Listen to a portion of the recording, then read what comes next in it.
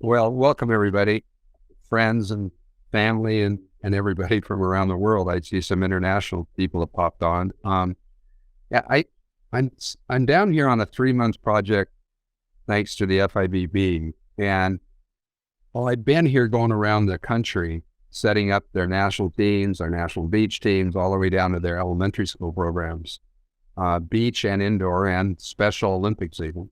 I I've sort of had this desire to share all the ideas that you might see a little bit in the mini volleyball book and other ways how to get learning opportunities. And I've been working with a guy from Alex Palma from Life University, an NAIA school out of Atlanta. And he's got 20 soccer fields, but he also has 16 beach volleyball fields.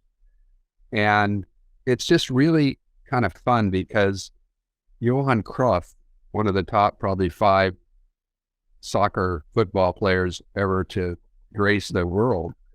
He passed away at a fairly young age, but in his early 70s. I think that's young since I'm in my 70s now. And he passed away, but he set up this amazing foundation. And even here at the schools, they now have a futsal field, which is, five-a-side, small soccer games so that kids learn faster.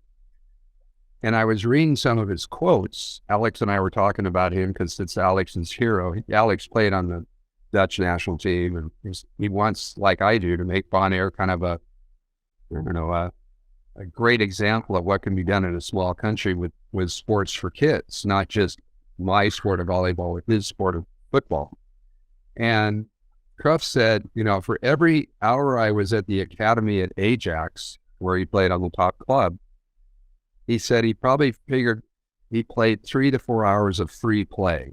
And that's something that's harder to do here because there's not a lot of courts, but there is a lot of beach. So we're, working on some ideas, and we're just going to share all these ideas that I think a lot of people find hidden on how to grow the game and create these learning spaces and opportunities. So, that's why I'm down here, and I'm here until early May, and then I head to U.S. Nationals. So, all right. So this is me, and Josette and Joe are the guys that brought me down through a very nice program through the FIVB, and this is my 3rd month of being down.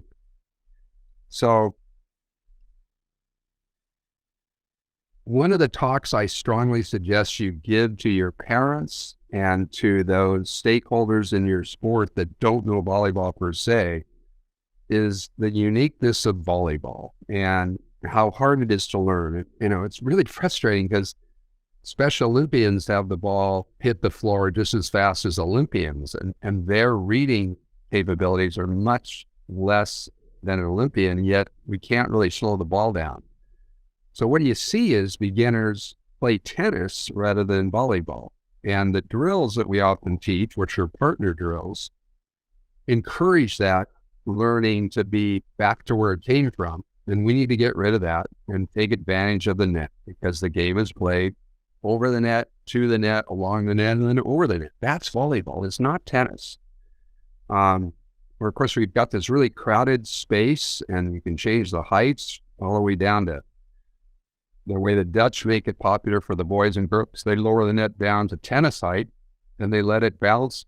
It's called smash ball. I think it's a great way for 9 and unders to love to start experiencing volleyball, even though ultimately they have to start playing volleyball, the real game of hitting it off your body. And then, of course, you got to rotate. And you have this maximum effort, unlike any other sport, where you jump as high as you can, and then while you're in the air, you hit the ball as hard as you can. Imagine baseball players that had to jump in the batter box to hit home runs and stuff. And we're doing that pretty much every 3rd hit. And finally, that means that too many of us really in our learning environment want to make practice look pretty. And so we train without using the net, or we train in ways that aren't game-like, including me throwing balls and things that just don't happen in the game, because the number one skill is reading. And that goes without saying. So, of course, we have these great options of beach doubles, just like basketball now has 3-on-3 as an Olympic sport, or we have 2-on-2. And we've got Paralympic plays youth triples, not sixes. The Special Olympic training I'm doing here on the beach, they do fours. They do an able-bodied setter coach, and then 3 Special Olympians receiving and hitting, and the coach setter just sets the ball up for their success. Then you got Olympic sixes, but you've also got Chinese 9. And we're going to show some of this. I've got a big thing. And I finally want to close on this slide with 2 other key things, and that is volleyball is an incredibly wonderful co-ed sport. Not only have tons of marriages come out of it, but it's just a great way for women to learn from men's speed, which brings them to the women's game with a higher reading capability at all ages. So co-ed play, I strongly encourage. Last night we had a team in training of the national senior team of women with the men, and then another team of 4 that were the beach doubles, and they played each other in, king of the court, queen of the court stuff. And, every time the women beat the men, it was a huge hearty cheer. And the only thing I did was make a rule that the men had to hit 3-meter line when they were attacking against the women. They couldn't just get on the net and crush. So then finally, when I head down to Dallas, these kids that you're coaching, you have to take time to say, you got a lot of time to learn. Talk about learning opportunities. You, my dear, you young man, can play in the 80 and over national championship. So you've got around 60 plus more years to get better and still play this game all over the world. The key thing is that doubles is the fastest way to learn. You could say that about Karch and his dad. You could say it about Misty and her mom and dad.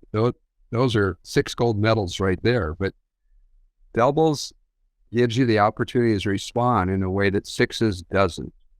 So I quoted laws here, and you can read it later. And here I am playing doubles in the father-son tournament. We have a father-daughter division in Vail, Colorado. Highly recommend it to get a learning opportunity out there with your club. Have a parents tournament, father-son, father-daughter, father-mother-daughter type tournament of doubles for your club someday, like in June, as a closing way to get out.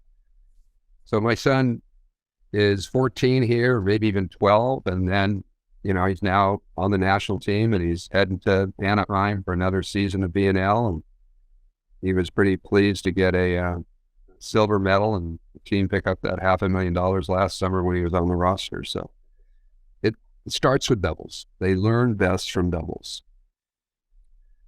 Now, getting here in this country, balls are limited. And if you go inner city, they can be limited. I mean, you go into sadly, you go into too many school gymnasiums, and you fight your way past the 12 to 15 basketballs on a rack, and you get out the volleyball, and the PE teacher clicks up the net, and they play 15 aside. No wonder guys and gals hate volleyball, because it's so boring. It's, they play tennis, and all they do is watch and twitch and never get a chance to touch the ball. So getting more nets up is huge, and nets up where they don't necessarily exist. And that's what we're going to talk about in the slides here in a little bit. We want to do a lot more games and a lot less drills, because they learn through games. We want to do simple rather than complex, and that makes, when I do 2 and 3 person teams, I learn faster again. I want to catch them being good, not stop coaching and just physically punish them with running and things like that. And the most important thing that we need in our sport is a net, and we ignore it way too much. Hopefully we can get around it. So here is a link that you can look at later to a thing I did for the International Federation called Aprendiamos Voleibol Mediante Juegos, learning volleyball through games. And they came onto this basketball pitch, put up a net, and had 24 kids out there playing 12 on 12. And I said, stop. I went to Lowe's. I bought wood 2x4s. I tied the nets that they had in the closet together. I put up a rope that I had, and we had the entire class playing 2 on 2 and using sidewalk chalk to make the courts. Now I'm sharing this series here coming up because I get requests from wonderful people working to grow the game around the world, and they don't have ideas to beyond just the traditional, oh, I have a beach court and I, can only play 4 people on it and the rest of the kids stand around. No, if you do a down the middle of an adult court X standards, the wood X, which you can widen the base and raise the base just by wood, or you'll see in one of the boats, bamboo, you can get 36 kids playing triple speedball on 4 smaller courts, not 4. So that's what you'll see in this old video in Spanish from a few years ago. The gym that you create, no matter how you create it, is an exploratorium, a place to make mistakes. But we need to, and feel free to ask Jordan, you can maybe link in the chat where to get the article from positive to great. But there's a way to teach good mistakes first. And right now we traditionally teach bad mistakes. So we tend to hit it against the wall down or repeat it back and forth rather than hit the ball over the net, which is what we should practice even against a wall. And the way you hook kids, whether it's smash ball or Calvin and Hobbes lowering the net down to play tennis, and then they looks like they're playing volleyball until the tennis people come, is to simply teach spiking first. You slap it to the setter, your partner slaps it to you, and then you jump and hit it. And it ain't great technique, but you will hook the kids when they get it past set spike on their first practice. Shot of me in Poland, stringing up a net, which is simply a ribbon that you can get from Costco, and ribbonoutlet.com also sells them. When you don't have a whole lot of volleyballs, you have to create stations. That's what I find in a lot of the lesser opportunistic situation for volleyball. I was in El Salvador and they had 60 kids and 2 balls. So no matter what, you have to create stations because we've got to stop kids standing alone. Just get rid of standing alone. And we got to give kids homework, where the things that they can work on. Which means that I hand out the balls here in Bon Air to the kids and tell them to bring it back to the next practice. So that they can work on it at home, because it only takes 2 people, you and one other kid, who throws it to you, you pass it to them, they slap it to you, and you hit it over the rope or on the stripe on the wall on the net that's net height. And you can get good at volleyball, pass, sitting, and hitting from the very, very beginning. There's some handouts on the USA website on how to build balls from balloons and socks and variations of a theme. And I love the learning opportunity that comes with 2 versus 0, which is where essentially they start on opposite sides of the net. The player serves the ball over the net, then that server dashes under the net to be the setter. And after that person passes them and then they set, then they back up to the other side of the net as the hitter then goes to the other side to be their setter. And that real ball control, starting the minute you walk in movement, means that you get small court ball control, but it also warms you up and you use the net the minute you walk in. Last night we played, and the beach training, we played a lot of one-on-one. Reed Pretty and Riley Salmons, played it for 8 years against each other, one-on-one inside a 3-meter short court. And, their final score was something like 9,300 to 9,200 or something, They kept track. They competed from the very beginning. So we talk about salt and pepper. That means that rather than back and forth over the net, if a ball comes over the net, you put it up to yourself first before you put it back over. That's what we call salt and pepper. And the weave pepper, 3 people can be moving all around underneath the net in pepper. And speedball doubles right at the cleat of the court. You put a swim noodle up as your antenna. That's one of the ideas of creating learning spaces. Then you can have double courts on a single court, and you can put 2 swim noodles up and have 3 courts and variations with it. If you haven't seen it, highly recommended to watch this Lions Cup video and this other video, the FIVB. So search for Lions Cup. You'll see incredibly good elementary school volleyball that would beat most high schools. And this FIVB video I shot in Thailand is similar. The school champions of elementary that could beat absolutely any middle school and probably a lot of high schools. Worth showing to the kids, which is what I do here, to say, see this, they're younger than you. And, set this bar of achievement and understanding. So here we go with ideas through pictures.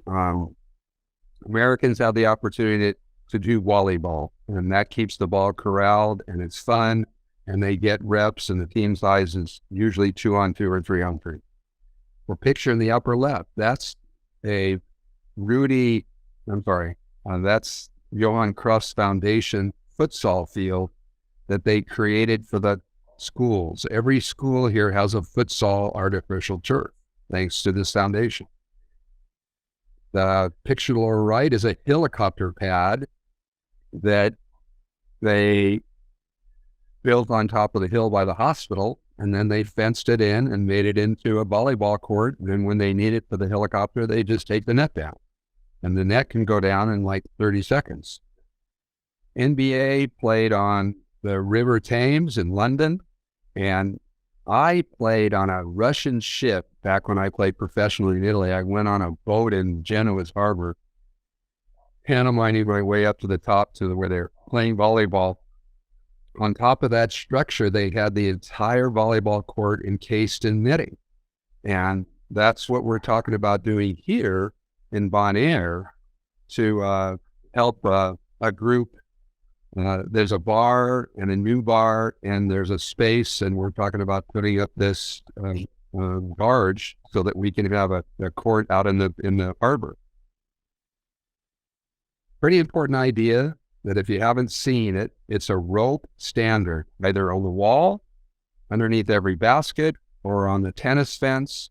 But once you do this and use the trucker nerve, you can adjust this rope up and down without a winch to tons of different heights, from youth tennis to badminton and up to volleyball. So PE teachers, including the Bonaire physical education teachers here, they all did this to their gym. They added the wall anchors with a rope to allow for infinite adjustability and long nets rather than one wall in their gym.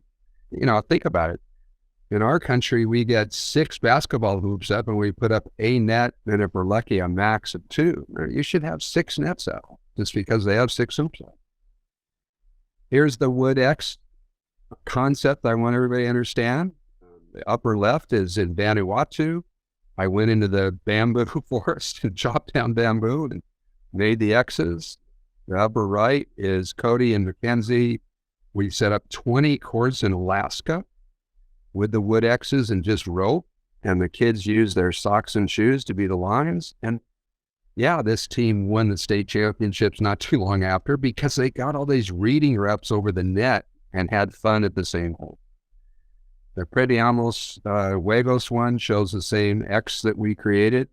And then finally, if you go to the video playing volleyball like a kid on USA Volleyball's website, you'll see AVP and FIVB players unable to rally when we doubled the net height and doubled the court size so that an adult felt like a kid on an adult court.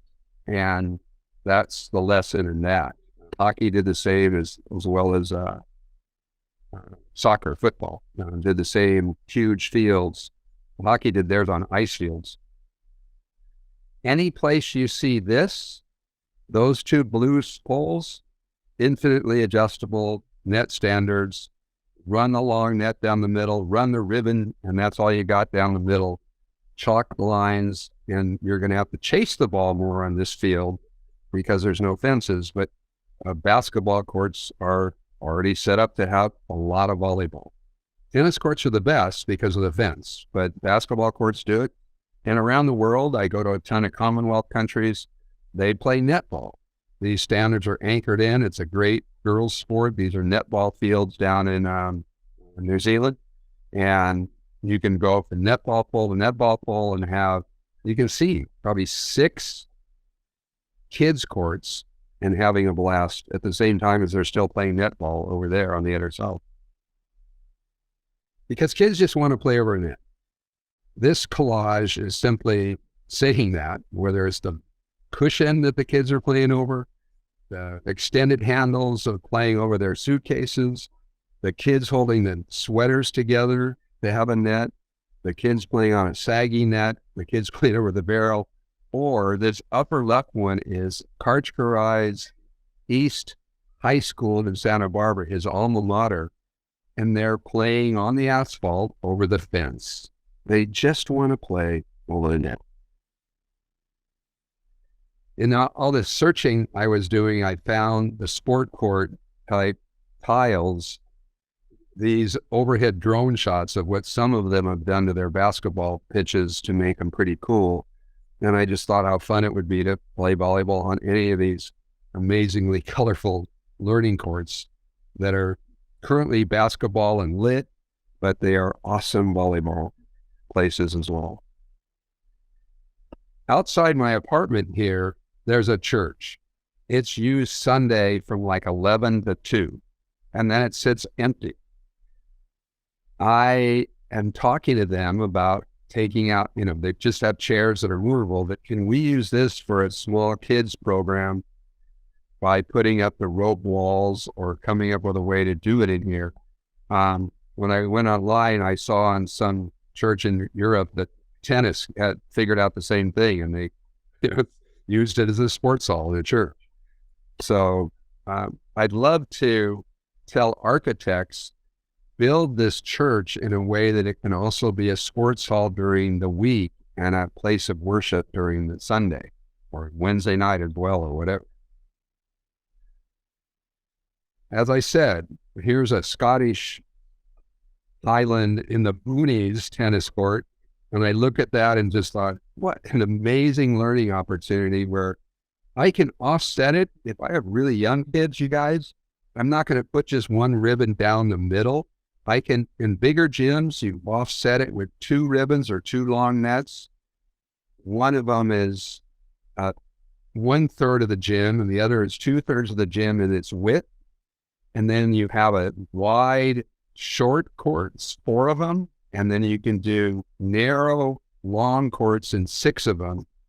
And all of a sudden on a space like this, you've got 10 kids volleyball courts where they're 10 kids or 40 kids are playing doubles and getting better faster. This is here in Bonaire. The Dutch have a very popular thing called beach tennis. And you can see the height of the net is pretty low and the court lines are there. They're about 6 meters, I think, on a side. An awesome place for beach tennis. Awesome place for beach volleyball for kids as well. And if you can, you would string to the net, the fence on the end, go leave the net right up and run down the middle, and you can put up kids courts that way as well, leaf walls. So in my travels, I discover a lot of different ways people play volleyball, and I thought that would be kind of fun to open people's eyes and share.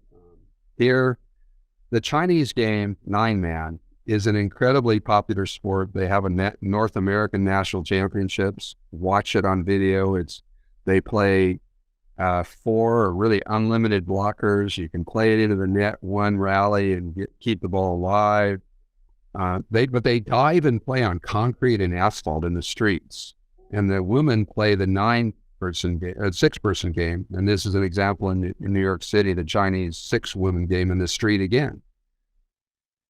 Then there's this shooting game, where as you can see the guy hitting it with his fist, they play tennis. Their game of 9-man is shooting it back and forth, but you can see how high the fences are to keep the balls in play. Say it again. Here's the Tennis Association in Sydney Harbor on this one, but to build a barge, and in this case in Lithuania, on one of the city's anniversaries, they set up this water volleyball court, and they splashed around and had a lot of fun. Clearly, either the edge of a soccer field or the entire soccer field is an opportunity to take over for volleyball. If it's AstroTurf, we'll be doing that here. We're going to be putting up the wood X's and taking it over for events. Hopefully someday it'll look like these guys in Europe. A friend of mine, Billy McLaughlin, took a shot of the guys playing over the 8-foot-high soccer net and playing men's doubles over that net. Again, creating these opportunities to learn and play the game over a net. Yeah, can't do that enough. When I say edges of the soccer and baseball fields, the next field that I hope to have seen built by soccer here will have extra AstroTurf because water is kind of limited on the island. So they do AstroTurf, and that'll be a place for other sports to play, including volleyball on the grass. If you haven't Googled, after this little talk, Google foot volley and Sepak takraw and watch the best play these sports. Foot volley is what we're offering to be on our beach volleyball. You play the entire game without it ever touching your arms, and they rally incredibly and read incredibly. And just think about it. As a learning opportunity, is your whole body legal in volleyball, coaches? And the answer is yes, since 1998. Okay, how much time do you spend teaching non-arm contact in your practice, last practice? And the answer is usually the big 0. And it shouldn't be 0. It's legal. It should be part of your learning. It's another learning opportunity. Play over the net, but you touch it. And I'm not asking you to become soccer players, football players. I'm just asking you to understand that if you are not training any contact other than your arms, you're forgetting that the entire body is legal and should be something they're aware of how to use. Hopefully that makes sense. Water volleyball, there's all sorts of systems to do this. Again, what a fun way to end your club practice. Get somebody's pool to go in and just have a huge water volleyball game and just have a blast. Chair volleyball for seniors and for Special Olympians. They sit in a chair and they play with a beach ball. And to those other countries that are listening to this, the International School Sports Federation, they do a school world championship that has 40 to 50 schools representing a country by being the champion of that nation. And they come together usually in Europe and have the world championships. And it's a pretty cool thing. This is Brazil against, I think it was Thailand or something in the finals for this girls match. I was there teaching and presenting and just thought, we don't ever think of a school world championship for sure. Variations of snow volleyball, from Canada's construction fence net, another idea that you could use, to World War II playing in the snow, Russians playing up in the snow on a regular net, and then the dream of Olympic volleyball, snow volleyball, is still being pursued to be the first winter and summer Olympic sport by the FIVB, played on snow 3-on-3. Wow. Play snow volleyball. Can't go without mentioning part of my heritage, I guess, that the sitting volleyball game is awesome. And you'll see a slide where you can just set it right up down the middle of a regulation court, and the end line to the 3-meter line, the 3-meter line to the other 3-meter line, the 3-meter line to the end line. Those three things are almost exactly a Paralympic dimension sitting volleyball courts, the lines of a regular volleyball court. And so by stringing the ribbon or the net down the middle, you can get 36 kids wearing 6-on-6 sitting volleyball. I say, as a learning opportunity, when we lose the gym, I'm saying take your ribbon, go into the cafeteria, go into the lobby, set up the 2 people sitting in chairs and holding up the ribbon or the net, and play sitting volleyball. Don't cancel practice. Expose them to sitting. The lower one is when I was working in the U.S. National Special Olympic Championships, and Unified is a place that some of you might want to reach out and help Special Olympics. They play a game with 3 Special Olympians and 3 able-bodied, and then they play another version at the Worlds that's all 6 are Special Olympians. The Unified game is a blast because you get to play with the Special Olympians the same way we set it up here for the Beach Fours for the Kingdom Games in November. People, bonus points if you know who the top people are. There's 3 incredibly famous people playing sitting volleyball. In these pictures, I took the one of Prince Harry doing an illegal butt lift against Misty May down the line in the Warrior Games when I ran those. And then in the beach ball that they're playing here, including the wheelchair-bound kids of a sitting game, that's David Beckham, incredible soccer player, playing sitting volleyball. It's just a great way to keep learning volleyball. And if you talk to Bill Hammett, our national team women's head coach, he'd be saying, God, it just helps you work on your hands in a wonderful way for reception because you play with your hands all the time. All right. So I'm informing you all. So here's the rope going down the middle, and you're seeing 36 kids playing the sitting game. When I ran the Paralympics in Atlanta, Georgia, the Cobb County we were at, we brought out pizza boxes and had the crowd all come down and experience after the games, play sitting volleyball with the athletes, and serve to hit a pizza box and win a pizza. I just love these kids that have come up with a way to make a net. I'll just sit here on my back and hold my legs in, and you can play sitting volleyball. And they found a box and they're playing sitting volleyball. Can't remember what the other thing is. Oh, it's this URL. If you type in Egypt, Brazil, 2016 men's Paralympic sitting volleyball, there's a rally that will pop up as the first thing, and it's like, I don't know, 20 net crossings of sitting volleyball, and they're just hammering the ball. You can see the way it's played at the highest level. A great way to learn. Some other opportunities are Hoover Ball. The NFL does this. It was created by President Hoover, and it's as part of the Hoover Foundation, I should say, President Hoover Foundation. He tossed a 6-pound medicine ball back and forth, one touch, catch and throw. And that's what Hoover Ball is. And these are some athletes training in a fun way over the net. The Amish set up their buggies to play volleyball. Blind volleyball, which in this case is being done as a fundraiser in the lower right, is not the fastest way to learn to read because you can't read the clues, but it's a fun 20-minute break from the regular game to remind you that how much you learn by seeing through the net. And then a lot of fundraisers around the U.S. are done with mud volleyball, and that's what that is for sure. If you ever get to Ecuador, they play a ton of what they call equivolley, where the net is higher than usual.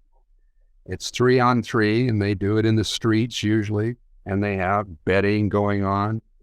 But that's what equivolley is, a version of 3-on-3 like in basketball in the Olympic 3-on-3 game. The picture in the upper left is where I train beach volleyball. It's the Plaza Resort here in Bonaire. And in 2013, if you look up 2013 Bonaire Bossa Ball, you'll see the Dutch playing the Germans or the Belgians in the finals.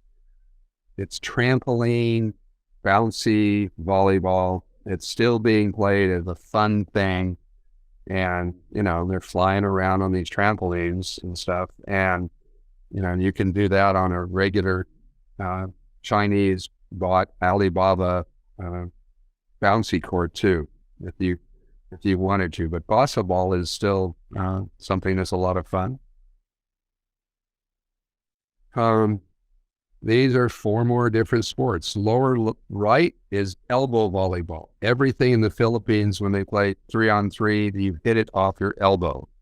You hit it like this off your elbow, and that's the way you have to hit it. Again, it's a legal play in regular volleyball, so why not say, okay, 3 minutes elbow volleyball. We're going to play like we're in the Philippines now. The shooting volleyball game is again here where the crowds are big. They play almost always at night because it's so hot, and they just shoot the ball in tennis fashion, back and forth, one-on-one. Upper right, they're juggling, and when the ball comes over the net, you have to keep juggling. You have 2 balls, and then you juggle all 3 when it comes to you before you throw it back over.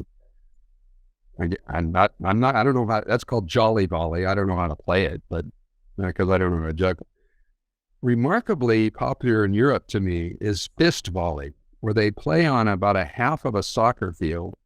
The line of attack, the 3-meter attack line, you can't be in front of unless you make it past the other 3-meter line.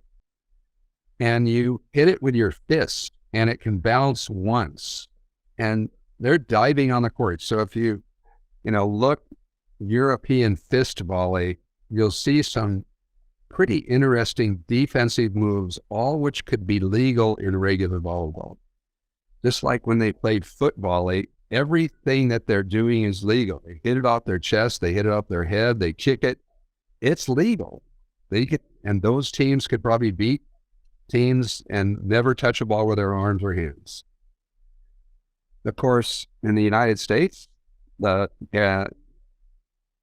Southern Cal region, and Eric Hodgson, who's on this call from Arizona, knows this version of the volleyball game played over the border, whether it's the lower net in Nogales area, as I recall, or down right where the fence goes into the Pacific Ocean in San Diego.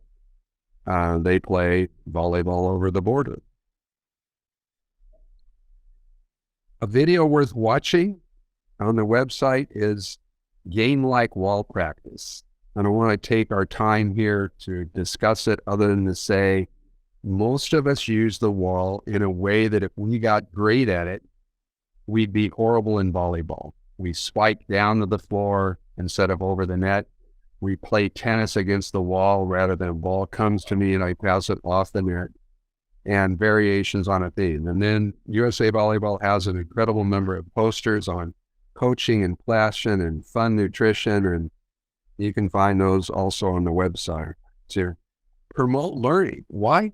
Because if you put these posters up, including all the skill posters you can find on the FIVB website, there's a ton. They spent a lot of money putting the world's best players into these posters, print them out, laminate them, put them up on your wall in your gym, and when they're drinking water or waiting to get on the court or whatever, they're looking at the learning opportunity on the wall. That's what we need to do more, creating learning opportunities. If you come to USA Volleyball, you see a picture I took at the US Open Beach Championships, where they had an all-star game of 6-on-6. John Hastings of Volleyball May originally is there, and they took this and put it on the wall of USA Volleyball. But it was one of my favorite pictures because somehow I got the sun in the guy's shoulder gap and the sand, flying around as they play at East Beach. So some rabbit holes to go down to after we're done talking.